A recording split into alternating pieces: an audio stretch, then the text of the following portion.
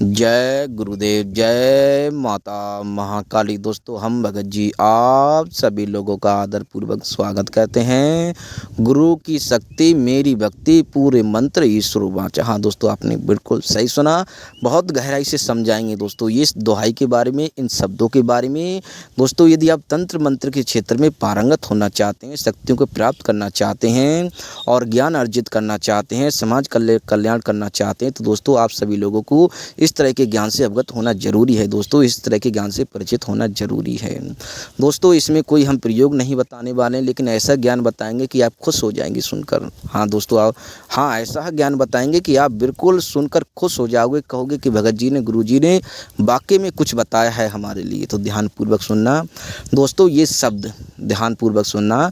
गुरु की शक्ति मेरी भक्ति, पूरे मंत्र ईश्वर वाचा। एक करके सब जाएंगे, एक एक करके सब जाएंगे तीनों के बारे में। सर्वप्रथम गुरु। दोस्तों, हम जब गुरु बनाते हैं, शिष्य जब गुरु बनाता है, ध्यानपूर्वक सुनना, शिष्य जब गुरु बनाता है दोस्तों, सिद्ध पुरुष को गुरु बनाता है। पानी पिए छान के गुरु बनाए जान के, पानी पिए छान के गुरु बनाए जान के। हजारों बार नहीं, लाखों बार इस चीज़ को सोचना चाहिए कि मैं के गुरु का सही चयन कर रहा हूँ कि गलत चयन कर रहा हूँ दोस्तों। क्योंकि अगर गुरु मतलब सही नहीं है, क्योंकि गुरु की दुहाई दी जाएगी तो वो चीज़ काम नहीं करेगी। मतलब कि गुरु की उसमें शब्द जो हमने कहा था, अभी बताया था, गुरु की मतलब कि गुरु की शक्ति, अगर गुरु सही नहीं है, सिद्ध पुरुष नहीं है, उसमें कोई ताकत नहीं, उसमें कोई शक्ति नहीं, उन्हें उसने कोई शक्तियों का किसी शक्ति को अर्जित नहीं किया है, तो कोई भी शक्ति उसकी दुहाई क्यों मानेगी भाई? उसकी दुहाई क्यों मानेगी? तो जाहिर सी बात है।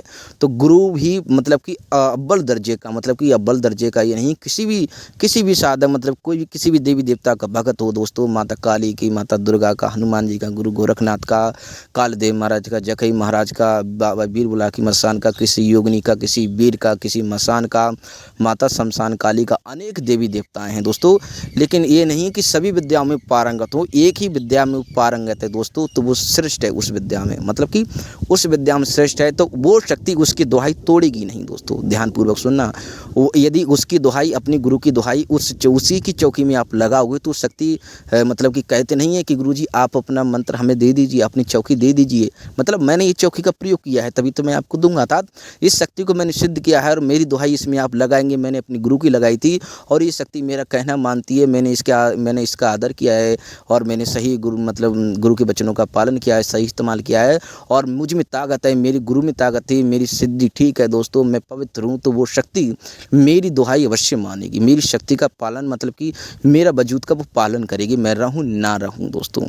तो आप लोगों ने मतलब कि सही सुनना है। तो इसमें क्या होता है, गुरु का चयन सही करना चाहिए, तभी वो काम करेगा। गुरु की मतलब कि गुरु की शक्ति तो ये रही। अब मेरी भक्ति, मतलब गुरु की तो होगी, अब मेरी भक्ति अर्थात साधक की, मतलब कि शिष्य की, चेले की। तो दोस्तों, चेला जो होता है, चेले को दोस्तों आप लोग भली भांति समझना, चेले को हर तरीके से पुख्ता होना चाहिए, हर तरीके से सक्षम होना चाहिए, हाथ का सच्चा, लंगोटी का पक्का, चाहे गुरु हो चाहे शिष्य हो। शिष्य को हमेशा इन चीज़ों का पालन करना चाहिए दोस्तों। यदि उसकी भक्ति गुरु के समर्पण में यदि सही है दोस्तों, ध्यान, हम माता पिता तो है ही, लेकिन गुरु की और शिष्य की हम बात कर रहे हैं यहाँ पर। तो दोस्तों, गुरु के समर्पण में यदि सही है वो, तो शक्तियाँ तो स्वतः ही उसे प्राप्त हो जाएंगी, शक्तियाँ तो स्वतः ही उसका पालन करेंगी, जो शिष्य उसकी आल लगा देगा।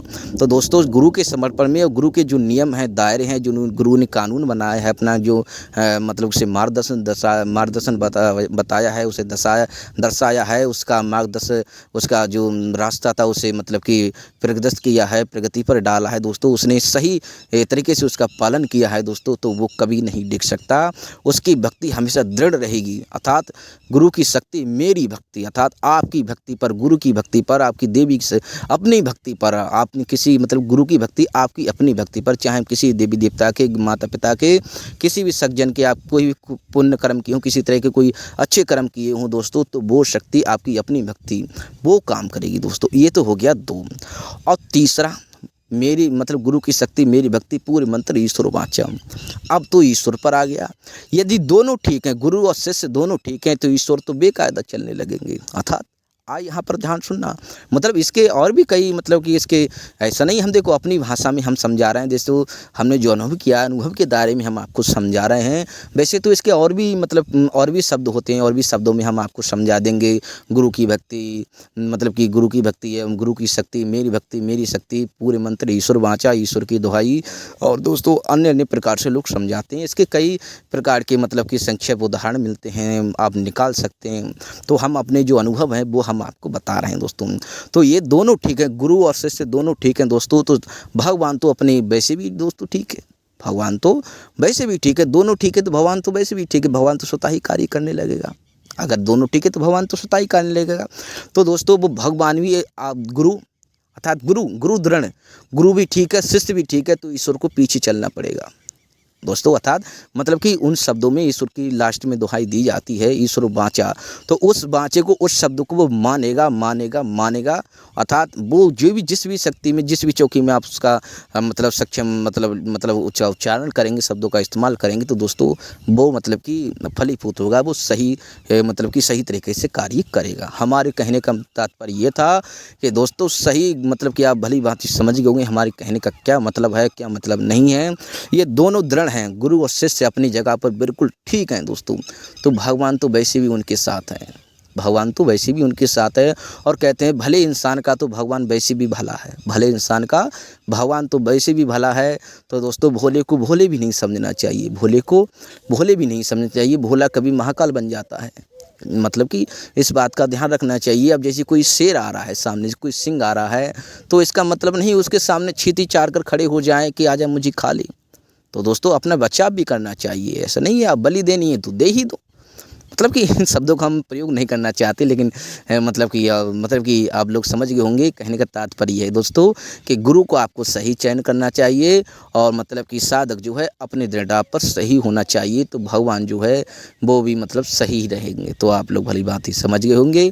तो दोस्तों नहीं समझ में आए तो आप लोग हमें कॉल मैसेज कमेंट कर देना, हम बेकायदा बताते हैं। दोस्तों वीडियो काफ़ी बड़ी हो जाती है, काफ़ी बड़ी कर भी देंगे, लेकिन दोस्तों लोग मतलब कहने का तात्पर्य बहुत विस्तार से और भी कई शब्दों का प्रयोग करेंगे। लोग दोस्तों देखते नहीं है, लोग इसे को छोड़कर भाग गए होंगे, नहीं देख पाते हैं, क्योंकि इस तरह के लोग आजकल प्रयोग परी, जिन, जिन्नात, मसान पर, अप्सरा या यक्षिणी, परी, ये 2 मिनट में हो जाए, लोगों को तो यही चाहिए आजकल। तो आप मतलब समझ गए, तो हम आप सभी लोगों को जानकारी हमें बताइए, जो ज्ञान बताया है आप लोग समझ गए होंगे। तो हम और दोस्तों हमारे द्वारा किसी भी तरह की सामग्री का विक्रय नहीं किया जाता है। और यदि आप चैनल पे हो तो चैनल को सब्सक्राइब करें, नए हैं तो चैनल को सब्सक्राइब करें, वीडियो को लाइक करें और ज़्यादा से ज़्यादा अपने दोस्तों में शेयर करें, ताकि वो भी इस तरह के ज्ञान से अवगत हो सकें और इसका लाभ उठा सकें, परिचित हो सकें। तो दोस्तों हम आप सभी लोग से आज्ञा चाहते हैं। जय गुरुदेव, जय माता महाकाली।